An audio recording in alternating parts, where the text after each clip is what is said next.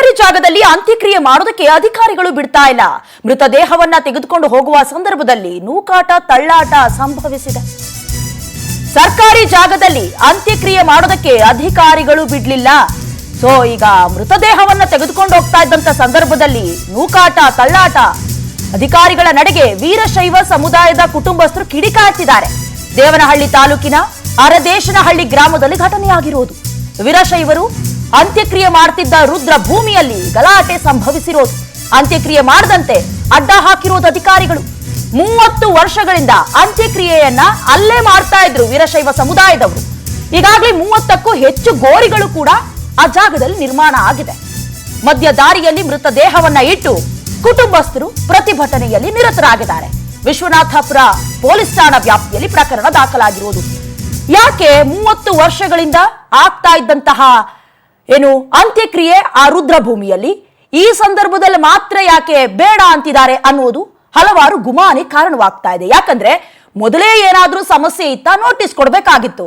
ಈ ರೀತಿ ಯಾವುದೋ ಒಂದು ಹೊಸದಾಗಿ ರೂಲ್ಸ್ ತಂದಿದೀವಿ, ನಿಯಮವನ್ನ ಜಾರಿಗೊಳಿಸಿದೀವಿ ಅಂತ. ಈಗ ವ್ಯಕ್ತಿ ಸತ್ತು ಹೋಗಿದ್ದಾರೆ, ಅವರನ್ನ ಮಣ್ಣು ಮಾಡಬೇಕು, ಕುಟುಂಬಸ್ಥರ ಆಕ್ರಂದನ ಒಂದು ಕಡೆ. ಈಗ ಸಾವಿನಲ್ಲೂ ಕೂಡ ರಾಜಕೀಯ ಮಾಡೋದು ಎಷ್ಟರ ಮಟ್ಟಿಗೆ ಸರಿ? ಮೃತದೇಹವನ್ನ ತೆಗೆದುಕೊಂಡು ಹೋಗ್ತಾ ಇರುವ ಸಂದರ್ಭದ ದೃಶ್ಯವನ್ನ ಗಮನಿಸ್ತಾ ಇದ್ದೀರಿ. ಎಂತವ್ರಿಗೂ ಕೂಡ ಅಯ್ಯೋ ಅನ್ಸತ್ತೆ. ಮಧ್ಯದಲ್ಲೇ ನಿಂತ್ಕೊಂಡು ತಳ್ಳಾಟ ನೂಕಾಟ, ಜೊತೆಗೆ ಅಂತ್ಯಕ್ರಿಯೆ ಮಾಡದಂತೆ ಅಧಿಕಾರಿಗಳು ಅಡ್ಡ ಹಾಕಿರೋದು. ಅಂದ್ರೆ all of the sudden rules regulations conditions ತರೋದಕ್ಕಿಂತ ಮುಂಚೆ ಇದಂತ ಹುಚ್ಚಾಟ ಅನ್ನುವಂತ ಪ್ರಶ್ನೆ ಅಲ್ಲಿನ ಸ್ಥಳೀಯರಿಗೆ ಗ್ರಾಮಸ್ಥರಿಗೀಗ ಉದ್ಭವ ಆಗಿರೋದು. ಬಹಳಷ್ಟು ಗೋರಿಗಳು ಕೂಡ ನಿರ್ಮಾಣ ಆಗಿದೆ. ಏನು ಹೊಸದಾಗಿ ಅವರೇನು ರುದ್ರಭೂಮಿಗೆ ತಗೊಂಡು ಹೋಗ್ತಾ ಇರೋದು ಅಥವಾ ಇತ್ತೀಚಿನ ವರ್ಷಗಳಲ್ಲಿ ರುದ್ರಭೂಮಿ ಕ್ರಿಯೇಟ್ ಆಗಿರೋದು ಅಲ್ಲ. ಸುಮಾರು 30 ವರ್ಷಗಳಿಂದ ಕೂಡ ಅಂತ್ಯಕ್ರಿಯೆ ಅಲ್ಲೇ ನೆರವೇರ್ತಾ ಇದೆ. ಅರದೇಶನಹಳ್ಳಿ ದೇವನಹಳ್ಳಿ ಸಮೀಪದಲ್ಲಿ ಆಗಿರುವಂತಹ ಘಟನೆ ಇದು. ಸದ್ಯ ಬಹಳಷ್ಟು ವಾಕ್ಸಮರಕ್ಕೂ ಕೂಡ ಕಾರಣವಾಯಿತು. ಮಧ್ಯದಾರಿಯಲ್ಲೇ ಕುಟುಂಬಸ್ಥರು ಶವವನ್ನ ಇಟ್ಟು ಪ್ರತಿಭಟನೆಗೆ ನಿರತರಾದರು.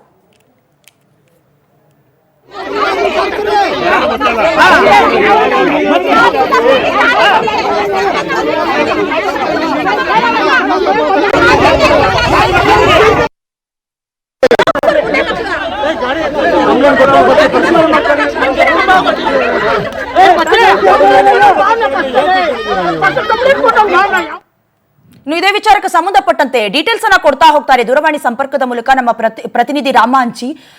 ಈಗ ನೋಡಿ ರಾಮಾಂಜಿ, ಈಗ ಒಂದು ಕಡೆ 30 ವರ್ಷದಿಂದಲೂ ಕೂಡ ಆ ಜಾಗದಲ್ಲಿ ರುದ್ರಭೂಮಿಯಲ್ಲಿ ಶವವನ್ನ ಹೂಳಲಾಗ್ತಾ ಇತ್ತು, ಶಾಸ್ತ್ರೋಕ್ತವಾಗಿ ಮಾಡ್ತಿದ್ರು, ಎಲ್ಲ ಓಕೆ. ಬಟ್ ಈ ಕುಟುಂಬಸ್ಥರನ್ನ ನಡು ರಸ್ತೆಯಲ್ಲಿ ನಿಲ್ಲಿಸಿಕೊಂಡು ಗಲಾಟೆ ಮಾಡಿರೋದು ಎಷ್ಟರ ಮಟ್ಟಿಗೆ ಸರಿ? ಏನಾದ್ರೂ ಕುಟುಂಬಸ್ಥರ ಜೊತೆಗೆ ಅಧಿಕಾರಿಗಳ ನಡುವೆ ಗಲಾಟೆ ಇತ್ತಾ ರಾಮ್ಜಿ? ಏನಂತಂದ್ರೆ ಈ ಒಂದು ಘಟನೆ ನೋಡ್ತಾ ಇದ್ರೆ ಸಮಾಜ ಯಾವ ಕಡೆಗೆ ಹೋಗ್ತಾ ಇದೆ ಅನ್ನೋದು ನಾವು ನೋಡ್ಬೇಕಾಗುತ್ತೆ. ಈ ಸದ್ಯಕ್ಕೆ ಬೆಂಗಳೂರು ಗ್ರಾಮಾಂತರ ಜಿಲ್ಲೆ ದೇವನಹಳ್ಳಿ ತಾಲೂಕಿನ ಅರ್ದೇಶನಹಳ್ಳಿ ಒಂದು ಗ್ರಾಮದಲ್ಲಿ ಸರ್ಕಾರಿ ಜಮೀನಲ್ಲಿ ಒಂದು ವೀರಶೈವ ಸಮುದಾಯ ಕಳೆದ 30 ವರ್ಷದಿಂದ ಅದೇ ಜಾಗದಲ್ಲಿ ಶವ ಸಂಸ್ಕಾರನ ಮಾಡ್ಕೊಂಡ್ ಬರ್ತಾ ಇದ್ದಾರೆ. ಆದ್ರೆ ಇವತ್ತು ಒಂದು ಹೃದಯಾಘಾತದಿಂದ ನಾಗರಾಜ್, ಒಂದು 40 ವರ್ಷದ ನಾಗರಾಜ್ ಅವರಂತೆ ಮೃತಪಟ್ಟಿರ್ತಾರೆ. ಮೃತಪಟ್ಟ ಸಮಯದಲ್ಲಿ ಕಳೆದ ಒಂದು 30 ವರ್ಷದಿಂದ ಯಾವ ರೀತಿಯಾದಂತಹ ಶವ ಸಂಸ್ಕಾರ ಎಲ್ಲಿ ಮಾಡ್ಕೊಂಡ್ ಬರ್ತಾ ಇದ್ದಾರೆ ಸರ್ಕಾರಿ ಜಾಗದಲ್ಲಿ, ಅದೇ ಸರ್ಕಾರಿ ಜಾಗದಲ್ಲಿ ಈಗ ಏನಂದ್ರೆ ಶವ ಸಂಸ್ಕಾರ ಮಾಡೋದಕ್ಕೆ ಇವತ್ತು ಮುಂದಾಗ್ತಂತ ಸಂದರ್ಭದಲ್ಲಿ ಏಕಾಏಕಿ ಕಂದಾಯ ಅಧಿಕಾರಿಗಳು ಪ್ಲಸ್ ವಿಶ್ವನಾಥಪುರ ಪೊಲೀಸರು ಸ್ಥಳಕ್ಕೆ ಬಂದು ಈಗ ಈ ಜಾಗದಲ್ಲಿ ಏನಂತಂದ್ರೆ ನೀವು ಯಾವುದೇ ಕಾರಣಕ್ಕೂ ಇವತ್ತು ಏನಂದ್ರೆ ಶವ ಸಂಸ್ಕಾರ ಮಾಡಬಾರ್ದು ಅನ್ನೋದ ವಿರೋಧ ಮಾಡ್ತಾರೆ. ಆ ವಿರೋಧದ ನಡುವೆನೂ ಸಹ ಈ ಗ್ರಾಮಸ್ಥರು ಏನಂತಂದ್ರೆ ಆ ವೀರಶೈವ ಸಮುದಾಯ ಕುಟುಂಬದವರು ಅದೇ ಜಾಗದಲ್ಲಿ ನಾವು ಶವ ಸಂಸ್ಕಾರ ಮಾಡ್ತೀವಿ ಅನ್ಸೋದು ಅಲ್ಲಿ ಸಹ ಗುಣಿ ತೆಗೆದು ಎಲ್ಲಾ ಸಿದ್ಧತೆಗಳು ಮಾಡ್ಕೊಂಡಿರ್ತಾರೆ. ಆ ಸಿದ್ಧತೆಗಳ ನಡುವೆ ಪೊಲೀಸರು ಮತ್ತು ಶವನ ಎತ್ಕೊಂಡ್ ಬರ್ತಾ ಸಂದರ್ಭದಲ್ಲಿ ದಾರಿ ಮಧ್ಯೆ ಅದನ್ನ ವಿರೋಧ ಮಾಡಿ ಅದನ್ನ ತಡೆದು ಮತ್ತೆ ಈಗ್ಲೂ ಸಹ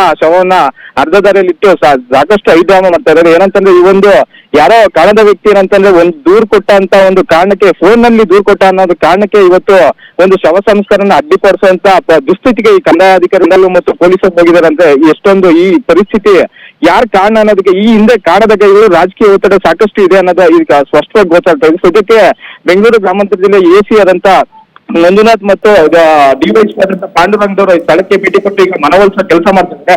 ಆದ್ರೆ ಇಲ್ಲಿನ ಗ್ರಾಮಸ್ಥರು ಯಾವುದೇ ಕಾರಣಕ್ಕೂ ನಾವು ಆ ಸ್ಥಳದಲ್ಲಿ ವಿರೋಧನ ವ್ಯಕ್ತಪಡಿಸ್ತಾ ಇದ್ದಾರೆ. ಅಲ್ಲೇ ಶವ ಸಂಸ್ಕಾರ ಮಾಡ್ತೀರಿ ಅನ್ನೋ ಒಳ್ಳೆ ಅಭಿಪ್ರಾಯನ ವ್ಯಕ್ತಪಡಿಸ್ತಾ ಇದ್ದಾರೆ. ದಯಾನ, ಓಕೆ, ಥ್ಯಾಂಕ್ ಯು ರಾಮ್ಜಿ ನಿಮ್ಮೆಲ್ಲ ಡೀಟೇಲ್ಸ್ಗಾಗಿ.